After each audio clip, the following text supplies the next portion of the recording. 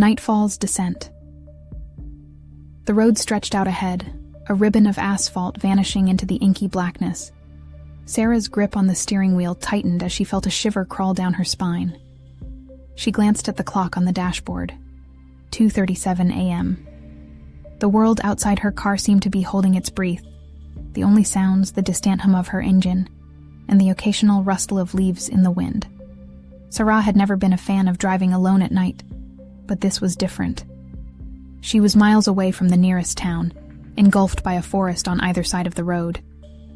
The dense trees cast eerie shadows that seemed to dance in the glow of her headlights. The branches swayed gently, but in her mind, they were grotesque fingers reaching out for her. As she drove deeper into the darkness, the feeling of isolation intensified. The radio crackled with static, playing only faint whispers of familiar songs. She fumbled for her phone, wanting to call someone, anyone, to alleviate the growing dread. But there was no signal, just an unsettling silence that made her heart race. Suddenly, a figure emerged in the distance, a hitchhiker standing at the side of the road. Sarah's instincts screamed at her to keep driving, but a pang of guilt twisted her gut. What if the person needed help? With a hesitant sigh, she slowed down and rolled down the window a fraction. "Need a ride?" she asked, her voice wavering despite her attempts to sound confident. The figure didn't respond, just stood there in the darkness. Sarah's unease deepened. She strained her eyes, trying to make out any details.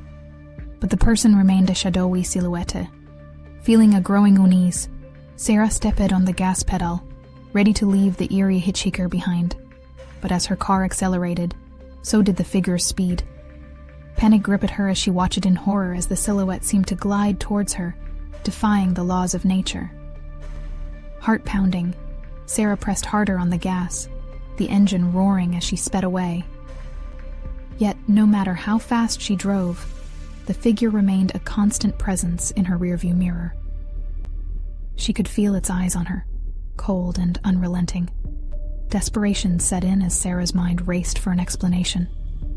Could it be a trick of the mind, a product of exhaustion and anxiety? Or was something far more sinister at play? The road ahead seemed endless, and the forest felt like an inescapable prison. With a jolt, her headlights flickered, then went out completely. The world plunged into absolute darkness, and Sarah's screams echoed through the night.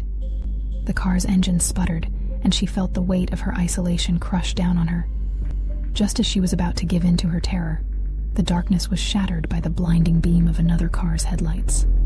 The hitchhiker's figure disappeared, replaced by a sense of relief. The other car pulled up beside her, and a concerned voice called out, asking if she was all right. In that moment, the fear that had gripped Sarah slowly began to ebb away. She was no longer alone in the suffocating night. With the arrival of another person, the oppressive grip of isolation was shattered. And as her car was jump-started, its engine roaring back to life, Sarah knew that she had narrowly escaped a fate far more terrifying than she could have imagined.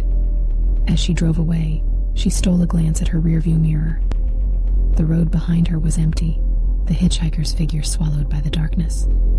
But she couldn't shake the feeling that something, or someone, was still out there, lurking in the shadows, waiting for the next unsuspecting traveler to cross its path.